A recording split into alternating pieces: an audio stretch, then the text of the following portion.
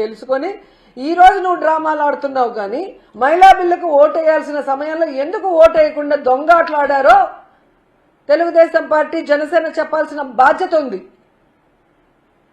దొంగాట ఆడిన కాంగ్రెస్ తో జతగట్టి విందులు వినోదాలు ఎందుకు చేశారో చెప్పాల్సిన బాధ్యత చంద్రబాబు నాయుడుకి పవన్ కళ్యాణ్కు ఉంది.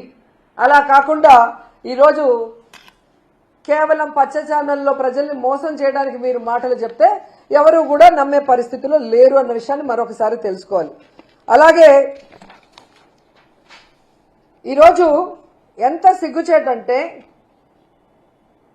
నెత్తి మీద రూపాయి పెడితే పావలాకు కూడా అమ్ముడు పోని వాళ్ళు కూడా జగన్మోహన్ రెడ్డి గారి గురించి చాలా నీచంగా మాట్లాడుతున్నారు.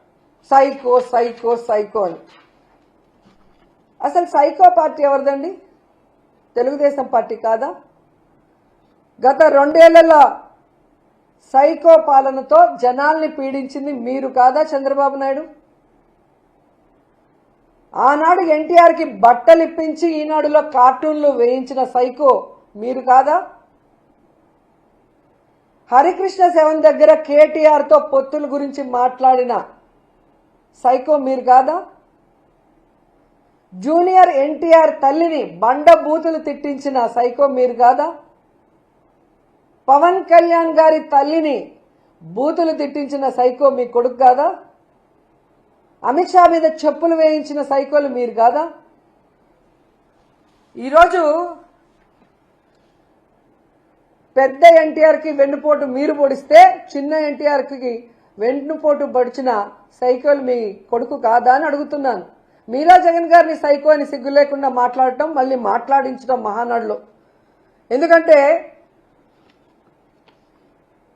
మీరు ప్రజలకు చేస్తామన్న సంక్షేమము అభివృద్ధి చేయలేదు, జగనన్న ఇస్తున్నవి ఇవ్వలేదు, ప్రజల్లో వ్యతిరేకత వస్తుంది. కాబట్టి ఏ విధంగా రెడ్ బుక్ రాజ్యాంగంతో డైవర్షన్ పాలిటిక్స్తో కాలం గడుపుతున్నారనేది అందరికీ అర్థమవుతుంది.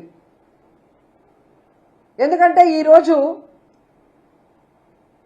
శ్రీహరి గారిని ఏ విధంగా తీసుకెళ్లారు, ఈరోజు కేఎన్ఆర్ గారిని జగన్ గారి పిఏగా ఉన్న వ్యక్తిని కూడా తీసుకెళ్లి మీరు డైవర్షన్ పాలిటిక్స్ చేయటం, మీ చేతగానితనానికి మీ ఫెయిల్యూర్స్ ని కప్పిపుచ్చుకోవడానికి జగన్ గారిని వైఎస్ఆర్సీపీని టార్గెట్ చేయడమే కాకుండా ఆఖరికి కొమ్మినేని గారు నవ్వారని కూడా కేసు పెట్టి జైల్లో పెట్టారు.